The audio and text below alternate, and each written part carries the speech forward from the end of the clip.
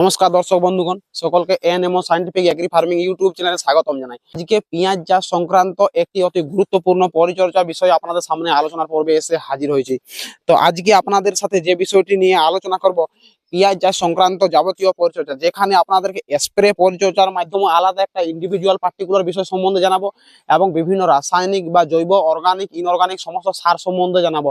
এই পরিচর্যা আপনাদের পছন্দ। কেউ হয়তো স্প্রে পরিচর্যার মাধ্যমে আপনার পেঁয়াজ গাছকে সুস্থ সবল করবেন, কেউ হয়তো সার পরিচর্যার মাধ্যমে আপনার পেঁয়াজ গাছকে সুস্থ সবল তরতাজা করবেন। এবং এই পরিচর্যার মাধ্যমে আপনাদের পেঁয়াজের যে নিচের দিকের অংশ, সেই অংশ যথেষ্ট মোটা তাজা সুস্থ সবল হবে এবং পেঁয়াজ ওজনদার হবে এবং পেঁয়াজ হৃষ্টপুষ্ট বড় হবে এবং অন্যান্য চাষি ভাইদের তুলনায় আপনার ফলন সবসময় এগিয়ে থাকবে যারা ব্যবসা ভিত্তিক পেঁয়াজ চাষ করেন। এই ভিডিওটি শুধু যে ব্যবসা ভিত্তিক চাষিদের জন্য তা নয়, এটা ব্যবসা ভিত্তিক এবং ঘরোয়া ভাবে যারা সকলভাবে পেঁয়াজ চাষ করেন তারা প্রত্যেকে ভিডিওটি শেষ পর্যন্ত অবশ্যই দেখবেন, আপনাদের অবশ্যই কিছু না কিছু ক্ষেত্রে কাজে আসবে। তো আজকের ভিডিওটি ভারতবর্ষ এবং বাংলাদেশ সমস্ত চাষি ভাইদের জন্যই খুবই একটা প্রয়োজনীয় ভিডিও, তাই আপনারা চ্যানেলকে সাবস্ক্রাইব করে প্রথম থেকে শেষ পর্যন্ত দেখতে থাকুন এবং আপনাদের প্রয়োজন অনুপাতে, মাটির প্রয়োজন এবং গাছের প্রয়োজন অনুপাতে এই পরিচর্যাগুলো করতে থাকুন। আপনারা অবশ্যই পরবর্তীকালে অন্যান্য থেকে অধিক ফলন উৎপাদন করতে পারবেন, একদম নিশ্চিত। তো আজকে পেঁয়াজ চাষ সংক্রান্ত প্রাথমিক যে পরিচর্যা বিষয়টি জানাবো সেটি স্প্রে পরিচর্যার বিষয়। তো আপনাদেরকে পেঁয়াজ চাষ করতে গেলে স্প্রে পরিচর্যার মাধ্যমে ছত্রাকজনিত সমস্যা বা ধসার সমস্যা ইত্যাদি সমস্যা চাষিদেরকে জর্জরিত করে ফেলে। পেঁয়াজের মধ্যে গোড়া পচার সমস্যা প্রচুর পরিমাণে দেখতে পাওয়া যায় এবং কোনো ওষুধ প্রয়োগ করে অনেক সময় চাষিরা কন্ট্রোল করতে পারেন না। তাই প্রাথমিক পর্যায় থেকে আপনাদেরকে সেই যাতে না আসে তার ব্যবস্থাপনা করতে হবে এবং এসে গেলেও এই পরিচর্যার মাধ্যমে আপনারা অবশ্যই আপনার গাছকে সুস্থ সবল তরতাজা করতে পারবেন। তো প্রাথমিক বিভিন্ন ছত্রাকজনিত সমস্যা যদি আপনারা বুঝতে পারেন গাছের মধ্যে, পেঁয়াজের পাতা পড়া যদি ছত্রাকজনিত সমস্যার কারণে হয়ে পড়ে, পেঁয়াজের গোড়া পচার সমস্যা যদি ছত্রাক বা ধসার কারণে হয়ে পড়ে, বা পেঁয়াজের পাতার মধ্যে কালচে লাল বাদামি স্পট আপনারা দেখতে পান, তবে সেই ক্ষেত্রে বিভিন্ন সমস্যা, এই সময় যেহেতু শীত পড়ছে, শীতের কারণে বা কুয়াশার কারণে আপনাদের গাছের মধ্যে প্রচুর পরিমাণে ধসা বা ছত্রাকের সমস্যা আসবে। তার জন্য আপনাদেরকে এক্ষেত্রে অবশ্যই ভ্যালিডামাইসিন গ্রুপের ওষুধ ভারতবর্ষ এবং বাংলাদেশ উভয় জায়গায় পাওয়া যায়। প্রতি 1 লিটার জলে 1 ml হিসাবে স্প্রে করতে হবে। তার সাথে অবশ্যই সব থেকে বহুল ব্যবহৃত এবং কম দামে প্রাথমিক পর্যায়ে দিকে যাদের পেঁয়াজ গাছের বয়স মোটামুটি রোপণ করার 15-20 দিনের মধ্যে রয়েছে, তারা এই ভ্যালিডামাইসিনের সাথে সাব ফাঙ্গিসাইড অবশ্যই মিশ্রিত করবেন প্রতি 1 লিটার জলে 2 গ্রাম হিসেবে। আরামসে আপনারা মিশ্রিত করে স্প্রে করবেন। প্রাথমিক পর্যায়ে লাগা সমস্ত ছত্রাকজনিত সমস্যা থেকে আপনাদের গাছকে সুরক্ষা দিতে পারবেন। এবং বাংলাদেশের যে সমস্ত চাষি ভাই রয়েছেন, আপনাদের ওখানে এই ভ্যালিডামাইসিন বা সাপের পরিবর্তে আপনারা সেখানে ব্যবহার করবেন মেনসার ফাঙ্গিসাইড, আপনাদের ওখানে পাওয়া যায় এবং ভ্যালিডামাইসিন আপনাদের ওখানেও পাওয়া যায় বা নির্ভয় নামে আপনাদের পাওয়া যায়, সেটা এনে আপনারা ব্যবহার করবেন, আরামসে ভালো রেজাল্ট দেখতে পাবেন। এরপর বলি, যদি গাছের মধ্যে পিজিআর বা ভিটামিন জনিত সমস্যা বা অনুখাদ্যজনিত সমস্যা ইত্যাদি আপনাদের মনে হয়, মাটিতে আপনারা বিভিন্ন ধরনের খাদ্যমূল্য প্রয়োগ করছেন কিন্তু গাছ বিশেষ কিছু কারণের জন্য বা পিএইচ ইত্যাদি কিছু ডিসব্যালেন্সের কারণে গাছ সেগুলোকে সঠিকভাবে মাটি থেকে খাদ্যগুলো গ্রহণ করতে পারছে না, তার জন্য আপনাদেরকে এই সময় বাইরে পিজিআর অনুখাদ্য বা ভিটামিন জনিত স্প্রে পরিচর্যা করতে হবে যাতে গাছ সেগুলোকে সঠিকভাবে খেতে পারে। তো এই সময়ের জন্য আপনাদেরকে খুবই কম দামে বহুল ব্যবহৃত এবং খুবই কার্যকরী একটি প্রোডাক্ট, যেটি হচ্ছে এনপিকে ফার্টিম্যাক্স 126100 প্রতি 1 লিটার জলে 3 গ্রাম হিসেবে ডোজ নিয়ে স্প্রে করবেন। আপনারা এই সময় আরামসে ভালো রেজাল্ট দেখতে পাবেন। এবং এর সাথে অবশ্যই একত্রিত হবে হিউমিক এবং ফলবিক অ্যাসিড, যে স্প্রে আকারে বাজার চলতি বিভিন্ন যে পিজিআর রয়েছে বা বিভিন্ন স্প্রে করার জন্য মারফত যে বিভিন্ন স্প্রে আকারে পাওয়া যায় সেগুলো রয়েছে, সেগুলো বাজার থেকে কিনে এনে এই এনপিকে 126100 এর সাথে প্রয়োগ করবেন, আপনারা দারুণ রেজাল্ট দেখতে পাবেন। তবে একটা কথা মনে রাখবেন, এই যে ফার্টিম্যাক্স 126100 এবং হিউমিক এবং ফলবিক অ্যাসিড এই দুটোকেই কেবল একত্রিত মিশ্রিত করবেন, এর সাথে কোনোভাবে কীটনাশক, ছত্রাকনাশক, অন্যান্য ওষুধ কোনোভাবে মিশ্রিত করবেন না, নইলে কিন্তু ঠিকঠাক রেজাল্ট দেখতে পাবেন না। এরপর বলি, যদি আপনারা একই সাথে কীটনাশক এবং ফাঙ্গিসাইড প্রয়োগ করতে চান এবং আপনাদের পেঁয়াজ গাছের মধ্যে বিভিন্ন গোড়ার দিকে বিভিন্ন পোকা লেগে থাকে বা পাতার মধ্যে বিভিন্ন পোকা লেগে থাকে, যেগুলো চাষিদেরকে প্রচুর সমস্যা সৃষ্টি করে এবং বিভিন্ন ভাইরাস জনিত সমস্যা বহন করে নিয়ে আসে বা ইত্যাদি সমস্যা দেখতে পাওয়া যায়। তো প্রাথমিক পর্যায়ে দিকে যদি আপনাদের বিভিন্ন কীটপতঙ্গের সমস্যা এবং ছত্রাকজনিত সমস্যাকে একত্রিতভাবে কন্ট্রোল করতে চান, তবে সেক্ষেত্রে আপনারা ব্যবহার করবেন এন্ট্রাকল ফাঙ্গিসাইড, যার মধ্যে আপনারা পেয়ে যাবেন প্রপিনেভ এবং তার সাথে জিঙ্কের কম্বিনেশন। এই প্রপিনেভ এবং জিঙ্ক অর্থাৎ এন্ট্রাকল প্রয়োগ করলে আপনাদের গাছের মধ্যে যেমন ছত্রাকজনিত সমস্যা তো দূর হবে বা ছত্রাকজনিত সমস্যা সহজে আসতে দিবে না যাদের গাছ এখনো আসেনি, এবং তার সাথে গাছকে চির সবুজ তরতাজা করবে। এবং এর সাথে যে ইনসেক্টিসাইড বা কীটনাশক প্রয়োগ করবেন সেটি হচ্ছে কনফিডার ইনসেক্টিসাইড, এর মধ্যে আপনারা ইমিডাক্লোরোপিড পেয়ে যাবেন।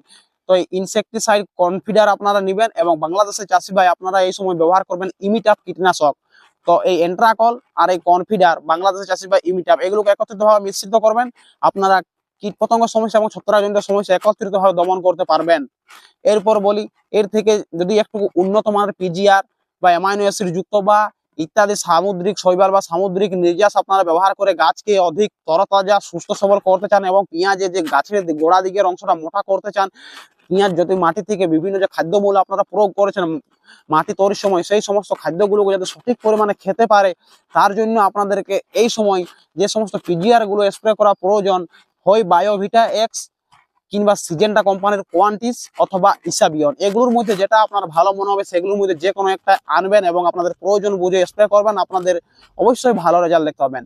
তো এইগুলো আপনাদের স্প্রে পরিচর্যা যাবতীয় এই প্রাথমিক পর্যায়ে দিকে আপনারা পেঁয়াজের ক্ষেত্রে এই স্প্রে পরিচর্যাগুলো করে রাখুন। মোটামুটি পেঁয়াজ রোপণ করার 15-20 দিনের মধ্যে এই পরিচর্যাগুলো করে রাখুন, আপনাদের পেঁয়াজ চাষেরা বিভিন্ন ফলন নিয়ে পরবর্তীকালে কোনো ভয় করতে হবে না, আপনারা আরামসে ভালো ফলন দেখতে পাবেন।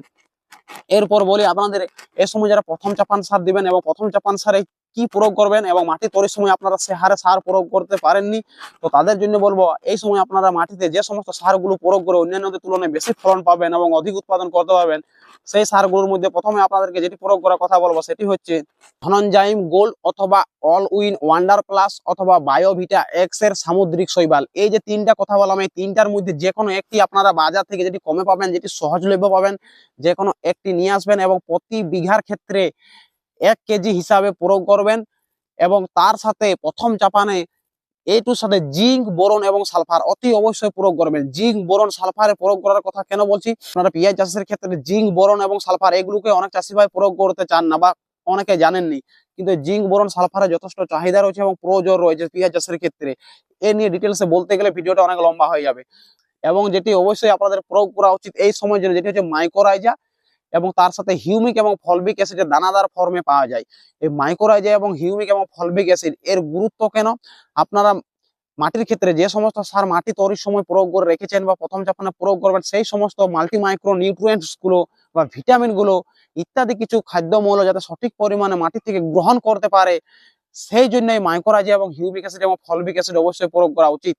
এবং এই সময় মূল সার হিসাবে আপনাদেরকে এনপিকে জাতীয় ফার্টিলাইজার প্রয়োগ করতে হবে, সেক্ষেত্রে আপনাদেরকে এনপিকে 10-26-26 অবশ্যই মূল সার হিসেবে প্রয়োগ করা উচিত এবং বাংলাদেশের চাষি ভাই সেখানে 10-26-26 এর পরিবর্তে রত্ন আপনারা পেয়ে যাবেন, সেই রত্ন অবশ্যই ব্যবহার করবেন, সঠিক ডোজ নিয়ে ব্যবহার করবেন, আপনারা আরামসে ভালো রেজাল্ট দেখতে পাবেন। এরপর বলি, যদি আপনারা মাটিতে বিভিন্ন কিছু প্রয়োগ করে আপনারা সেক্ষেত্রে পেঁয়াজের যে গোড়া পচার সমস্যা, পেঁয়াজের মধ্যে বিভিন্ন ব্লাস্টের সমস্যা, ব্লাইটের সমস্যা ইত্যাদি কিছু কন্ট্রোল করতে পারেন, তবে সেক্ষেত্রে আপনারা টাটা কোম্পানির জাফু সিস্টেমেটিক ফাঙ্গিসাইড সেটি প্রয়োগ করতে পারেন অথবা রকো ফাঙ্গিসাইড প্রয়োগ করতে পারেন। এই দুটোই কিন্তু মাটিতে প্রয়োগ করা যায় বিভিন্ন সারের সাথে মিশ্রিত করে, আপনারা আরামসে ভালো রেজাল্ট দেখতে পাবেন এবং দীর্ঘদিন যাবত আপনার ফসলকে সুরক্ষিত রাখতে পারবে। এর পরবর্তীকালে মাটিতে প্রয়োগ করা কীটনাশকের সম্বন্ধে আসি। মাটিতে প্রয়োগ করা বিভিন্ন কীটনাশকের মধ্যে আপনারা সেই ক্ষেত্রে ব্যবহার করতে পারেন ফিপ্রোনিল গ্রুপের কীটনাশক, যেটি বায়ার কোম্পানির রিজেন্ট নামে পেয়ে যাবেন। এটি ভারতবর্ষ এবং বাংলাদেশ সমস্ত জায়গায় ভালোভাবে পাওয়া যায় এবং নির্দিষ্ট দামের মধ্যে উপযুক্ত দামের মধ্যে পাওয়া যায় এবং খুবই কার্যকরী এবং বহুল ব্যবহৃত একটি ইনসেক্টিসাইড, এটি অবশ্যই ব্যবহার করবেন, ভালো রেজাল্ট দেখতে পাবেন। এরপর আসি যেটি হচ্ছে আরেকটি কীটনাশক যেটি মাটিতে দানাদার বা গ্র্যানুয়াল ফর্মুলেশনে দেওয়া যায়, সেটি হচ্ছে ক্লোরোফাইরিফস 10% গ্রুপের ইনসেক্টিসাইড, যেটি ডোজ আপনারা নেবেন বিঘা প্রতি 1 কেজি হিসাবে। অর্থাৎ আপনাদেরকে প্রথম থেকে আরেকবার বলে রাখি, আপনারা হয় ধনঞ্জাইম গোল্ড, হয় অল উইন ওয়ান্ডার প্লাস এবং বায়োভিটা এক্স তিনটার মধ্যে একটি নেবেন, মাইকোরাইজা হিউমিক অ্যাসিড ফলবিক অ্যাসিড নেবেন বিঘা প্রতি 1 কেজি হিসাবে এবং মূল সার হিসাবে অবশ্যই এনপিকে 10-26-26 বা গ্রোমোস সার ব্যবহার করবেন এবং এর সাথেই টাটা কোম্পানির জাফু সিস্টেমেটিক ফাঙ্গিসাইড অথবা এটি যদি না পান রকো ফাঙ্গিসাইড, এই দুটোর মধ্যে যে কোনো একটি নেবেন এবং কীটনাশকের মধ্যে হয় ফিপ্রোনিল অথবা ক্লোরোফাইরিফস, এই দুটোর মধ্যে যে কোনো একটি নেবেন এবং আপনাদের প্রয়োজন অনুপাতে পরিচর্যা করবেন, আপনারা আরামসে ভালো রেজাল্ট দেখতে পাবেন এবং অন্যান্যদের তুলনায় আপনাদের ফলন যথেষ্ট পরিমাণে মানসম্মত এবং উন্নয়ন হবে। দর্শক বন্ধুগণ, আজকের ভিডিওটি এই পর্যন্তই। আপনারা সকলে এই মতো পরিচর্যাগুলো করতে থাকুন, সকলে ভালো থাকুন, সুস্থ থাকুন। এরপর দেখা হচ্ছে আপনাদের সাথে পরবর্তীকালে কোনো একটা ইনফরমেটিভ ভিডিও নিয়ে। নমস্কার।